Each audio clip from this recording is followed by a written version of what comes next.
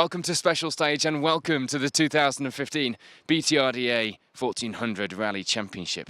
Our first round winners at the Whiting, of course, Dave Bennett, Alistair McNeil are back out to see if they can make it win number 2. At round number 2, it's the Malcolm Wilson Rally in Cumbria. And among the other challengers this weekend are our reigning champions, Matt Smith and Giles Dykes, back to contest and defend that championship in a new car. Let's have a look at who else is out this weekend. Last round winner Dave Bennett leads the crews away here at the Malcolm Wilson, but this weekend sees the return of current champion Matt Smith. They are joined by a handful of crews all capable of victory here at the BTRDA second round. Dave Bennett's win last time out puts him in the lead of the championship coming into round 2. Ian Evans isn't here this weekend, but third place Ash Slights is, and will be looking to improve on that place this weekend. So can Dave Bennett and Alistair McNeil make it win number 2 in as many rounds, or can our defending champions start that defence off the way they would hope? Let's see as the action gets underway now on the stages here at the Malcolm Wilson Rally. 4 stages face the crews this morning, including a brand new stage. Sadly, we lose Dave Bennett and Alistair McNeil in stage 3. The round 1 winners not having the same look here at round 2. In fact, revisiting their look from last year perhaps. So it's an early lead for Matt Smith and Giles Dykes. The returning champions still getting used to the switch to a new car, but they have a 15-second lead at this stage. Our reigning champs back in a new car with a different outlook on life. You're on the right-hand side. yeah, it's taken a bit of getting used to actually, but so far so good. You've had a couple of tests in the car prior to this event, but your championship starts here. It does, yeah. I mean, we're only doing selected rounds this year, just to get used to the car, but... all new champions say that. Yeah. 3 left, steer mid. Ash Slights and Alex Lee start the day well too. Second place for now, but it could have been a different story after a near miss in the second stage almost saw them down the bank and out of the event. And 2 left. 2 left. Ash, the testing done. We said that last round, so how's this round gone? It's going all right so far. We had a brief off on the first stage and ambition exceeded ability on the second stage on a little bit, but we're going all right. I haven't seen any results, but car's going great. It's just driver again. Disappointment at round 1 was being put behind Tom WALSTER and Tom WOODBURN this weekend. A good start to lie third, although this spin in front of our cameras had probably cost them second. Tom, it's certainly going better for you this time than the last time. Yeah, I've got some new lucky white gloves, you see. Span it in front of your cameras, which has done my head in. I'm working for it.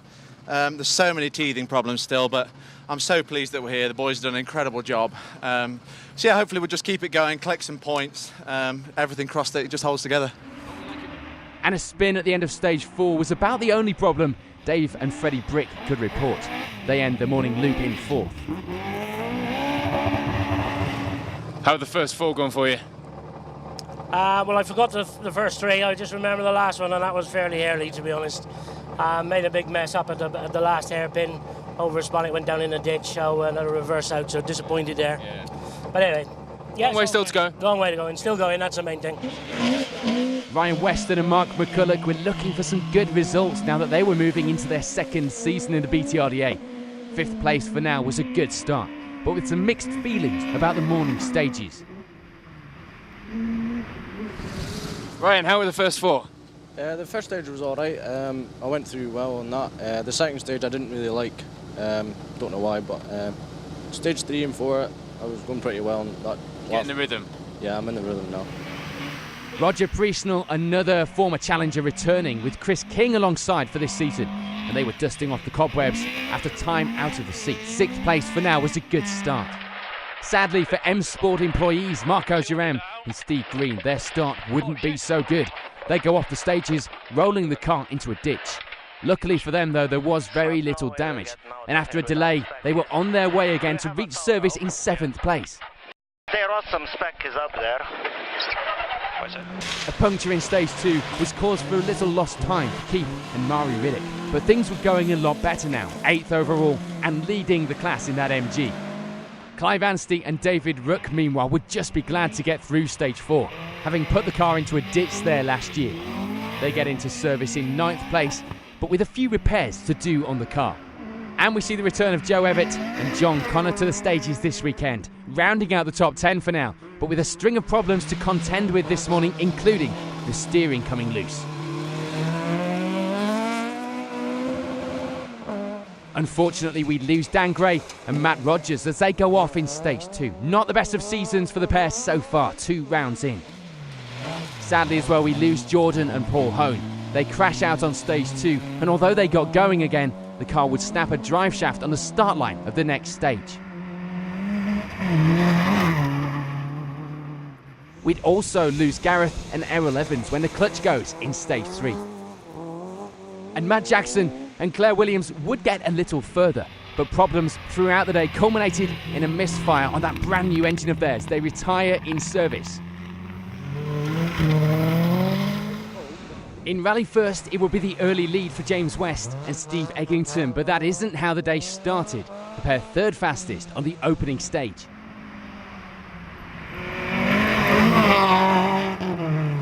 James, will we be having such a close finish here today? Well, I hope so, yeah, I hope so. Having a battle The way around this time. Yeah, the other way around. We're in front this time. He's chasing us again, but yeah, I'm not sure where Mick is actually.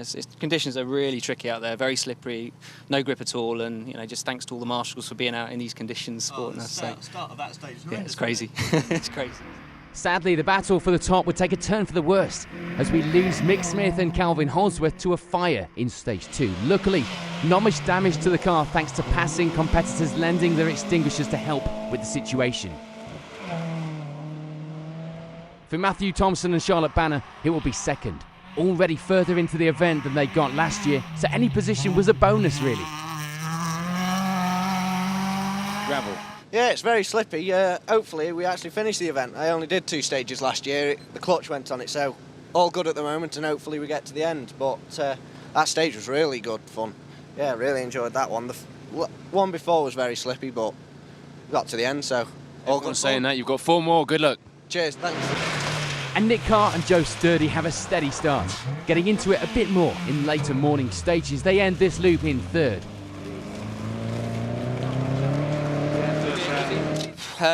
Very messy first 2, but that one was a lot better. Yeah, I was waiting for that one. I like that one. Yeah.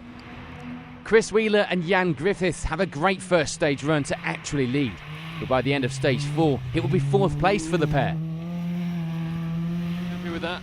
Yeah, happy with the morning stages. A lot more fast pace than what we had on the Widing to start off with. Feel a bit more comfortable in myself. Happy with the car so far. But yeah, just now push on throughout the rest of the day, see how we can do. John Ambler and Chris Sharp-Simkis felt the car was down on power. Maybe not a bad thing in the conditions though. 5th place for the pair at this stage. John, the Volkswagen was certainly the car to have last time out. How is it this time? It's good again. We're down on power. One day we'll find a rally where we actually have our 100 horsepower that we started with. And even then? Yeah, the mega 100 horsepower. Yeah. So yeah, it's really nice actually. It's taken a couple of stages for us to just get used to it, and that was a really good stage. And an off on stage 1 was affecting the results for Jonathan Pickering and Simon Broom. They end the morning loop in 6th place in the Micra. And rounding out the rally first results, it will be 7th for Mick Quinn and Neil Carman.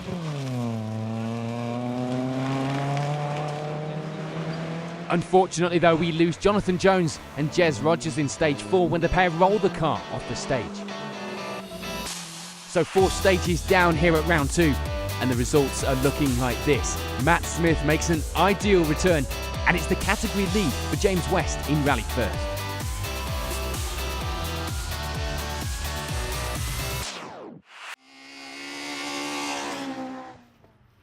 The next loop sees the crews tackle 2 stages in Grisdale. And through those 2 stages, no change in the lead of the event for Matt Smith and Giles Dykes, but their lead was now over a minute, due in part to changes behind them. Left 2 tightens to left 1, steer in. 2 to 1, yes, steer in and square right long, don't cut.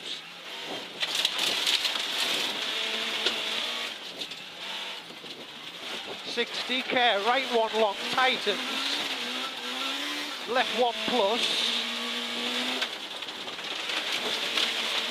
slippy, left right 3, half long, tightens, 150, right 5, left 5, 40, crest, right 5 don't cut, 40 down. Right 5, left 4 plus long, 40 slowing, left 1 don't cut.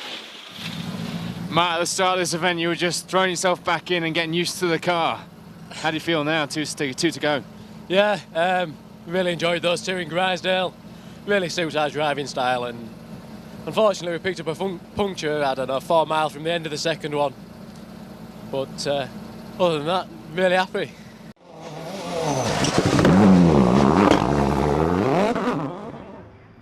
Unfortunately, we lose Ash Slights and Alex Lee. The drive shaft breaking on the car as they try to power away from this corner.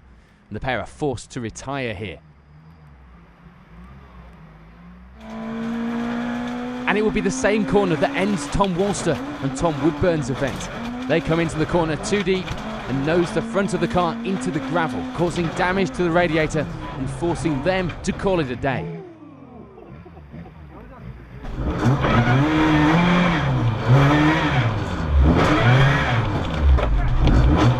This, and a good run from Dave and Freddie Brick, sees this pair move up into second place, an ideal place to be going into the final 2 stages of the rally.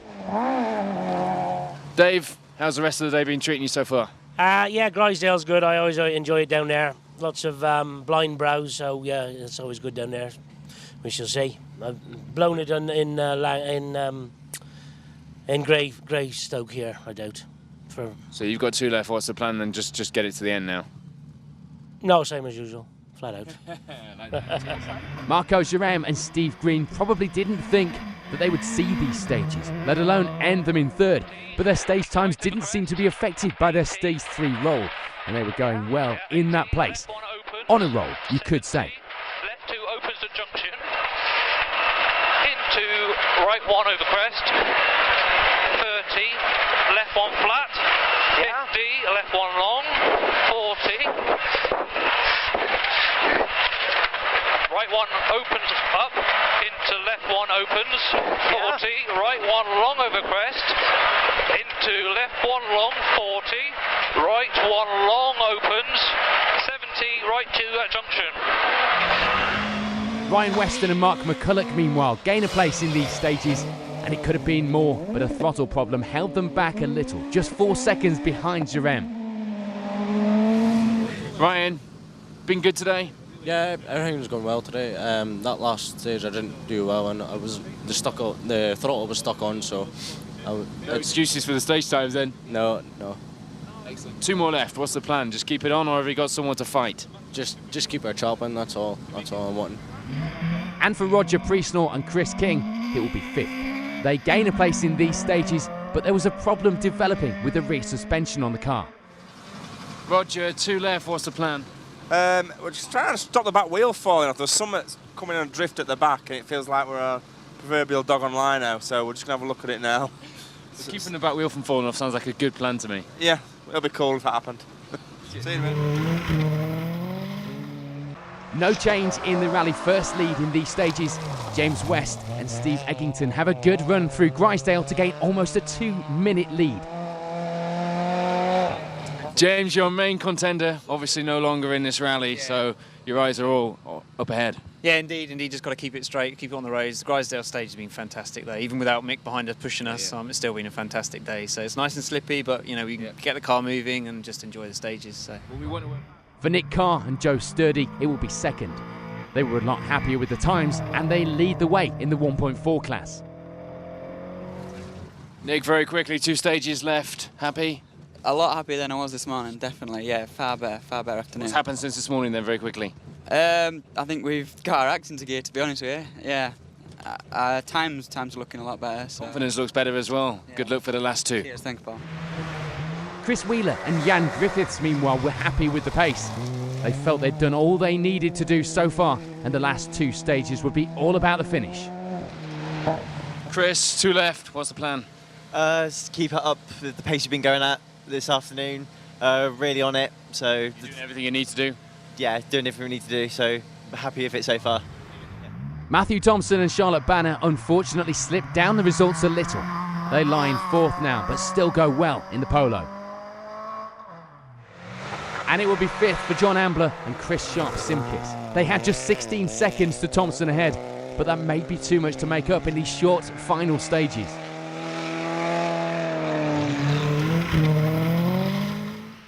Two more stages for the crews then here at round 2, and a last chance to make a push. On to the finishers then, and it will be 7th for Mick Quinn and Neil Carman in the micro.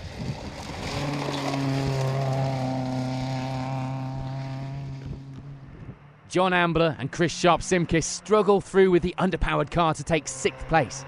A 2-minute time penalty not helping their cause this weekend. And Jonathan Pickering and Simon Broom end the event in 5th, 46 seconds back from the crew ahead. And that crew is Matthew Thompson and Charlotte Banner, 4th at the end of a tricky day for the pair. Chris Wheeler and Jan Griffith record a good finish here at round 2. 3rd place after briefly leading the event during the morning. And Nick Carr and Joe Sturdy end the rally 2nd. A good result on the anniversary of the new car's first time out last year. The pair also taking the 1.4 class win. But that means that it's a win for James West and Steve Eggington. A good lead at the end of the rally means maximum points for the pair this weekend. On to the 1400s, and it would be a lucky escape for Scott Sloan and Craig Service. They go off on this corner in stage 7 and are luckily able to get back on the road with a little help. They finish, but in last place. It will be a 10th place finish for Jane and David Auden in the MG, enjoying a trouble-free run this weekend. And Clive Anstey and David Ruck get to the end of the rally without any more drama, finishing in 9th, and the times were close as well. Anstey would only just be beaten on the results by Kieran Darrington and Pamela Hilton. 4 seconds was all that separated them at the end of the event. Marcel Freeling and Karen Robinson had problems with the handling of the car for most of the day, so a finish was welcomed, and 7th place was a good result to take away from the second round too. Keith and Mari Riddick hadn't had a clean run themselves, but they do make it to the end in 6th on the leaderboard, taking the 1.4C class win. Roger Priestnall and Chris King meanwhile make their return count. 5th place on their first outing in a little while. A good result for the pair. MARKO, JERAM and Steve Green overcome the odds and finish just outside the podium places in 4th. Just 2 seconds separating them from the final podium place at the finish. So that means it's a podium for Ryan Weston and Mark McCulloch. They get into the rhythm in the afternoon to ensure a good finish here at round 2. Dave and Freddie Brigg have had a great run this weekend. Minimal mistakes throughout the slippery stages and flat out as usual. The pair taking 2nd in the 1400s this weekend. But that does mean that it's the win here at round 2 for Matt Smith and Giles Dykes. The pair unsure of the season's plans, but this would surely be a push in the right direction for them defending that championship title and in a new car as well.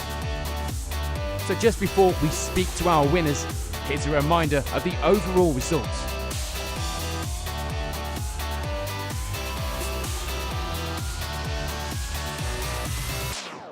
Matt, Giles, this is the way to start your championship defence, isn't it? Brand new car, wrong side of the car, and here you are, 1st place. Yeah, I mean, cracking start to the season, really. Like I said to you before, we aren't sure how much we're going to do, but we've really enjoyed today, and it bodes well for the future. It certainly does. And Giles, you can't take a result like this and then think, oh, we'll just do selected events. It would be nice to defend the championship, wouldn't it? It would be, yeah. We've got plans for the year, and like Matt says, I'm not sure we'll be out on all the BTRDA rounds, but yeah. You don't necessarily need to be out on all of them to be doing what you need to do. But, you know, you have been out in the car before this event, so you've had a couple of tests in it, and here it is. So, you know, it seems like the Proton's the car to have this year. Yeah, I mean, so far it's a bit of a shame that some of the top lads dropped out earlier on, but you have to be at the finish and a good start to the season. More attrition filled than we normally give this rally credit for, would you say? I think it might have something to do with reverse seating it. It's made it a lot tougher. It has. Well, tough or not, you guys have done the business today. Victory. Well done. Thank you. Cheers. Thank you. Dave, Freddie, you always say you like to push, and you definitely pushed today. Great result. Yeah, no, we've had a lot of fun today. Yeah, had a few moments, but yeah, real good day. Yeah, really pleased. Freddie, it must be those lucky bowling shoes. Well, I'd say so. I'd say they're doing the job, aren't they? I'll have to keep wearing them for sure. Conditions less than ideal today, so it's a good day to be coming out on top. Yeah, no, it's very slippy out there, but we had a few tanker slappers, but we kept her going and kept her on the road, so that's the main thing. We're here at the end, and it's a cracking result. Yeah, no, we've had a great day. Eyes on the championship then after 2 rounds. Well, it's nice to finish too, isn't it? That's more than we usually do, so you never know. No, we've got to keep finishing. That's what it's all about. Well done, guys. Great result today. Cheers. Thank you. Cheers. Ryan, Mark, fantastic result today. It wasn't that long ago, we were just talking about it earlier, that the consistency was the thing that you had to work on. You've got that now, and the pace is starting to come as well. Yeah, everything's went well. Your confidence is just growing, isn't it, more and more? I mean, this time last year, you were struggling a little just to keep the car on its wheels. Yeah, I was struggling actually, but this time now I've got the pace now, and I'm just keep going. Is it the confidence, Mark? Oh, definitely. It's just maturing as a driver, because obviously last season was his first year in Forest, and it's just getting better and better every time. And yeah, the consistency is now here, and so is the speed. So. Great fight that you had today as well with Marko and Steve in the micro. You guys were 2 seconds quicker at the end of the day. That's quite a fight to be in, isn't it? Or the conditions as tough as they were. Yeah, it was a hard day, but I just kept her going. And that's what it's all about, isn't it, this championship? You guys have done a fantastic job today, and we're looking forward to the next round. I'm sure you are as well. Well done, guys. Cheers. Thank you. Dave Brick's result here means he now leads the championship. Ryan Weston once again showing consistency to lie second, and Keith Riddick rounds out the top 3 so far in the title race with his great class win here at round 2. So just 2 rounds into this 2015 BTRDA 1400 Championship, and the action has been as intense as ever. 2 different winners as well, and Iranian champions Matt Smith and Giles Dykes signalling their intent, although at the moment they are saying they won't do a full season. After today's result, it'd be a fool to bet against them doing just that and defending this title. All I can tell you is we'll be in Somerset to find out who is next on this podium here in the 1400s. Thanks for watching Special Stage. We'll see you then.